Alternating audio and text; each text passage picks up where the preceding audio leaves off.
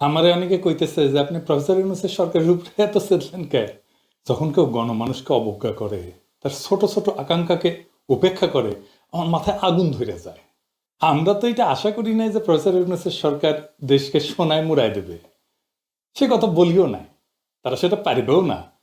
আমরা চাইছিলাম যে ইন্ডিয়ার প্রত্যক্ষ সমর্থনে আমরা ফ্যাসিবাদে পিষ্ট হয়েছি, সেই ইন্ডিয়া ঘৃণিত পতিত ফ্যাসিস্ট আর তার দলবলকে আশ্রয় দিছে, সেই রাষ্ট্রকে, ভারত রাষ্ট্রকে বুঝায় দেওয়া কামটা তোমরা ভালো করো না। এটা জাতীয় মর্যাদার প্রশ্ন। প্রত্যেক দিন পুশিং করতেছে ইন্ডিয়া। দেখেন এডিটর সাহেব, আপনি পুশিং লিগে সার্চ দেন, দেখেন কয়দিন পর পর কি পরিমাণে পুশিং হইতেছে বাংলাদেশে। আর মোদির ফুয়া, বিএনপির রিকমেন্ডেশনে হওয়া আমাদের পররাষ্ট্র উপদেষ্টা শ্রী শ্রী তৌহিদানন্দ প্রভুপাদ পাকিস্তান হইলে পৌরুষ জায়গায় ওঠে, আর ইন্ডিয়ার পুশিনে নেতায় যায়। আমাদের স্বরাষ্ট্র উপদেষ্টা কয় এটা ইন্ডিয়ার উস্কানি না, মানে ওই বাংলাদেশের উপদেষ্টা না ইন্ডিয়ার উপদেষ্টা, এটাই প্রশ্ন। হাসিনার আমলে কেন পুশিন হয় না? আর কেন হাসিনা ক্ষমতা থেকে চলে গেলে পুশিন শুরু করে ইন্ডিয়া? ইন্ডিয়া দেখেন বাংলাদেশ থেকে পণ্য আমদানিতে নিষেধাজ্ঞা দিছে। ওই মাসে, যে মাসে নিষেধাজ্ঞা দিছে, ওই মাসে প্রায় 18% আমদানি বাড়াইছে বাংলাদেশ। দেখেন, শুধু তাই না, ইন্ডিয়া থেকে চাল আমদানি করবে সরকার, চুক্তি ফুক্তিও করে ফেলেছে। আর ইন্ডিয়া একের পর এক বাংলাদেশের পণ্য আমদানিতে নিষেধাজ্ঞা দিয়ে যাচ্ছে।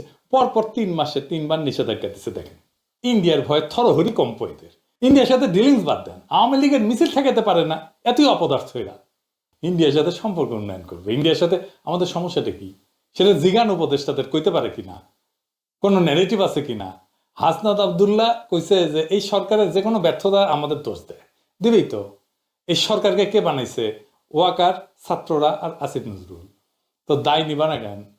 পুরা জুলাইকে তো তোমরা মিডিল ক্লাসের ন্যারেটিভ বানাই ফেলছো, যেন মিডিল ক্লাস আর ঢাকা ইউনিভার্সিটির ছাত্ররা জুলাই করেছে। যেহেতু মিডিল ক্লাস এটা একা করে নাই, বেশিরভাগ করছে দরিদ্র প্রান্তিক মানুষেরা, তারা তাই জুলাই দুর্বল হয়েছে, তারা সরে গেছে, তোমরাও দুর্বল হয়েছে, ওই রাজপথের শক্তিটা দূরে সরে গেছে। যাই হোক, এই ইন্ডিয়া প্রসঙ্গে একটা গল্প মাথায় আসলো যে কেন প্রফেসর ইউনূসের সরকারের এত ইন্ডিয়া প্রেম, এত বাম্বু খেয়েও ঠিক হয় না। এক মহিলা তার হাজবেন্ডকে ডিভোর্স দিছে। তো ডিভোর্স দেওয়ার 2 বছর পরে মহিলার পেটে বাচ্চা এসেছে। তো মহিলারা সবাই জিগায়, তোমার না ডিভোর্স হয়েছে? তো মহিলা কয়, হ্যাঁ হ্যাঁ হয়েছে, তবে ওই মাঝে মাঝে মাপ চাইতে আসে। তো ইন্ডিয়া মাঝে মাঝে প্রফেসর ইউনূসের সরকারের কাছে মাপ চাইতে আসে। যেমন আওয়ামী লীগের রাজনৈতিক মতাদর্শ কি সেটাও কন, ভারতের পাঁচাটা, তাই তো। আর 71-এর চেতনা। এই যে আওয়ামী নারী, আওয়ামী পুরুষ, আওয়ামী বৃদ্ধ, আওয়ামী যুবক, সবাই এটা ধারণ করে। একইভাবে বামাদের রাজনৈতিক মতাদর্শ কি? যেটা যাই হোক, বাম নারী পুরুষ একসাথে ধারণ করে, তাই না? ইসলামের রাজনৈতিক মতাদর্শ নারী পুরুষ উভয় একসাথে ধারণ করে। এখানে নারীদের সাথে পুরুষদের কোনো ন্যূনতম রাজনৈতিক ডিফারেন্স নেই। নারী আর পুরুষ আলাদা সেপারেট কোনো রাজনৈতিক গোষ্ঠী না, যে ঠিক যেরকম যুবক আর বৃদ্ধ কোনো আলাদা রাজনৈতিক গোষ্ঠী না। কাউকে কি কোশ্মিন কালেও কোনো প্রস্তাব আনতে শুনছেন যে বৃদ্ধদের জন্য আইনসভাতে আলাদা সিট লাগবে, 40 থেকে 50 বছর বয়সের জন্য আলাদা সিট লাগবে, 20 থেকে 30 বছর বয়সের জন্য আলাদা সিট লাগবে? না, শুনেন নাই। তো এটা বলার সময় আমার ভয় লেগেছে যে কওয়া যায় না বাঙ্গুলেন তো সবই সম্ভব, হয়তো সামনে কেউ এরকম দাবি তুললেও তুলতে পারে, অথবা আর এরকম উদ্ভট দাবি উঠতে পারে, যেমন যে সমস্ত মেয়েদের চুলের রং সোনালি আর ব্রুনেট, যাদের চুলের রঙের গাঢ় বাদামি, তাদের জন্য আলাদা আলাদা সিট লাগবে। যদিও বাংলাদেশের অধিকাংশ মেয়ের চুলের রং কালো, কিন্তু পাশ্চাত্যে কিন্তু ব্লন্ড আর ব্রুনেটদের মধ্যে রেশারেশি আছে। এখন এই বাঙ্গু লজিকে চুলের রং অথবা চোখের রঙের উপরে ভিত্তি করে তাহলে সংসদে আলাদা সিট থাকতে পারে। নারীদের রাজনৈতিক পরিচয় আর স্বার্থ কি পুরুষদের থেকে আলাদা? না, একদম না। আমি একজন নারী, ভারতীয় আওয়ামী বাম দালাল, যেমন লাকি আক্তারকে যেরকম অপছন্দ করি, সেই একই রকম ভাবে অপছন্দ করি পুরুষ অমিপিয়াল আর এই যে হিজরা নাকি মুন্নিশা অনেকে কয়। তো এখানে নারী পুরুষ তো ম্যাটার না। ঠিক আর উল্টা, আমি জুলাই আগস্ট বিপ্লবের এই বিপ্লবী নারীদেরকে ঠিক ততটাই রাজনৈতিকভাবে আপন মনে করি যতটা করি জুলাই আগস্ট বিপ্লবের বিপ্লবী পুরুষদেরকে। ওই যে বিএনপির ব্ল্যাকমেল কুইন রুমিন পালানা আর ফজা পাগলা, দুটোই আমার একই রকম রাজনৈতিক শত্রু। এখানে নারী পুরুষের তো কোনো প্রশ্ন ওঠে না। যদি কারো আলাদা রাজনৈতিক স্বার্থ বা ইন্টারেস্ট নাই থাকে, তাহলে আলাদা সেপারেট আসন প্রস্তাবে আনা তো পুরা স্টুপিডিটি, এটা ভোগাজ একটা দাবি।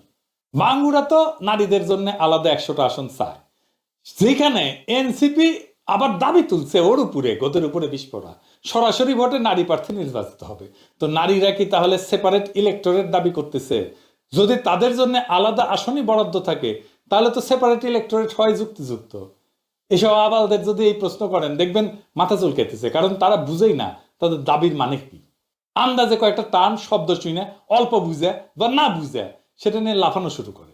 ব্রিটিশ ভারতে মুসলিম আর হিন্দুদের মধ্যে যখন সেপারেট ইলেক্টোরেট হয় তখন সেটা ছিল মুসলমানদের জন্য আলাদা আসন, যেখানে মুসলমানরা তাদের প্রার্থী নির্বাচন করবে, আর হিন্দুরা হিন্দুদের জন্য আলাদা আসন, যেখানে হিন্দুরা তাদের নিজের প্রার্থী নির্বাচন করবে। বেলজিয়ামে ওয়ালুন আর ফ্লেমিশদের একই সিস্টেম। তো নারীরা যেহেতু আলাদা 100টা আসন চায়, সেখানে কি খালি নারী ভোটাররাই ভোট দিবে? মানে নারী এমপিদেরকে কি খালি নারী ভোটাররাই নির্বাচিত করবে? যদি এর উত্তর চান দেখবেন যে মাথা চুলকাইতেছে। উত্তর যদি হয় হ্যাঁ, তাহলে সেই নারী ভোটাররা কি পুরুষ বা কম্বাইন্ড আসনেও ভোট দিবে? তো এখন এরা কবে যে হ্যাঁ অবশ্যই দিবে। তাইলে তো নারীদের ডাবল ভোট হয়ে গেল। মানে একজন নারী ভোটার 2বার করে ভোট দিচ্ছে, যেখানে পুরুষরা 1বার করে ভোট দিচ্ছে, যেটা গণতন্ত্রের একদম মৌলিক নীতি, 1 পার্সন 1 ভোট। এই মূল নীতির বিরুদ্ধে। বিশ্বের কোথাও এরকম উদ্ভট সেপারেট রিপ্রেজেন্টেশন সিস্টেম নাই। আর ধরেন যদি এটা সেপারেট রিপ্রেজেন্টেশন সিস্টেম হয় তাহলে নারী তো অর্ধেক বাংলাদেশের, তো 300 আসন পুরুষের আর 100 আসন নারীর, এটা কোনো ইনসাফ হইল? আবার দেখেন এটা যদি বলেন তখন ওরা কবে হয়তো যে না না, নারী আসনে নারী পুরুষ সবাই নির্বিবাদে ভোট দিয়া খালি নারী প্রার্থীদের নির্বাচিত করবে। তো নারী আসনের মূল লজিকই তো হচ্ছে নারীদের স্বার্থ পুরুষদের হাতে নিরাপদ না। তসলিমা নাসরিন থেকে শুরু করে সব বাঙ্গ প্রগতিশীল নারীবাদীদের তো একটাই থিওরি। তো ধরে নিলাম সেটাই যদি হয়, তাহলে নারীরা কেন নিজেদের জন্য সেপারেট রিপ্রেজেন্টেশনে পুরুষদের ভোটাধিকার প্রয়োগের অধিকার দিবে? আজব ব্যাপার না? যখন ব্রিটিশ ভারতে হিন্দু মুসলিম অথবা বেলজিয়ামে ওয়ালুন ফ্লেমিশ সেপারেট ইলেক্টোরেট হয় আর 2টা গোত্র বিশ্বাস করে একে অপরের স্বার্থ রক্ষা করবে না, তখন তারা নিজেদের আসনে অন্য গোত্রকে কখনোই ভোট দিতে দেয় না। তো যদি এটা নাই হয়, মানে একটা গোত্রের আসনে যদি আর একটা গোত্রের মেজরিটি মানুষ এসে ভোট দিচ্ছে, তাইলে তো পুরো সেপারেট ইলেক্টোরেট বা রিজার্ভ সিটের পারপাস বা উদ্দেশ্যই মাঠে মারা গেল। মানে বাংলাদেশ স্টুপিডিটি মাঝে মাঝে আমার মাথায় রক্ত উঠায় দেয়। নারীদের সংরক্ষিত আসনে যদি পুরুষরা ভোট দিতে পারে, তাহলে নারী পুরুষের আলাদা আলাদা আসনের দরকার কি? আর নারীদের জন্য সেপারেট সিটের দরকার কি? পুরো ব্যাপারটা এতই বোগাস, এতই বুলশিট যে বিশ্বের কোনো পাশ্চাত্য দেশের আইনসভায় এরকম নারীদের জন্য আলাদা সংরক্ষিত আসনের কোনো বিধানই নাই। আছে? নাই। জিয়া ঠিকই শুনিছে, পাশ্চাত্যে কোনো দেশে নারীদের জন্য কোনো আলাদা নারী কোটার আসন নাই। পাশ্চাত্যরা তো নিজেদের নারী স্বাধীনতা, নারী ক্ষমতায়নের সূতিকাগার বলে মনে করে, বাঙ্গ প্রগতিশীলরা তাই বলে। সেই পাশ্চাত্য জগতে 20 শতাব্দীতে নারীরা প্রথম ভোটাধিকার পায়। সেটা পাওয়ার পর থেকে আজ পর্যন্ত একটা পশ্চিমা দেশ, জাপান, কোরিয়া, কোথাও এই নারীদের জন্য আইনসভায় কোটা নাই। তাদের ইতিহাসে কখনোই ছিল না। আমেরিকা বলেন, কানাডা বলেন, ইংল্যান্ড বলেন, অস্ট্রেলিয়া বলেন, ইউরোপ বলেন, কোথাও এই বোগাস সিস্টেম নাই।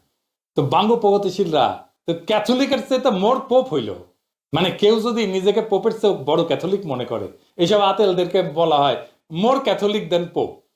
তো বিশ্বের নারীদের জন্য কোটা আসন কোন কোন দেশে আছে জানেন? শুনবেন? আসেন এটা শুনি। নামগুলা কিন্তু মজার: Rwanda, Uganda, Bangladesh, Nepal, Pakistan, Jordan. বাংলাদেশকে তো অনেকে উগান্ডার সাথে তুলনা করে, সেটা যে একেবারে ভুল তা কিন্তু না। মানে সব তৃতীয় বিশ্বের দেশ যেখানে বোকা মতিকণ্ঠ মার্কা প্রগতিশীল আলগা নারীবাদীরা আছে, সুলতানা কামাল চক্রবর্তী, রাশেদা চৌধুরী, খুশি কবির, তসলিমা নাসরিন, এই সমস্ত কপালে বড় বড় টিপ পড়া নিরেট বুদ্ধির মালগুলা, গোজামিল বয়ান গিলাইছে জাতিকে, সেই জায়গাতে আছে।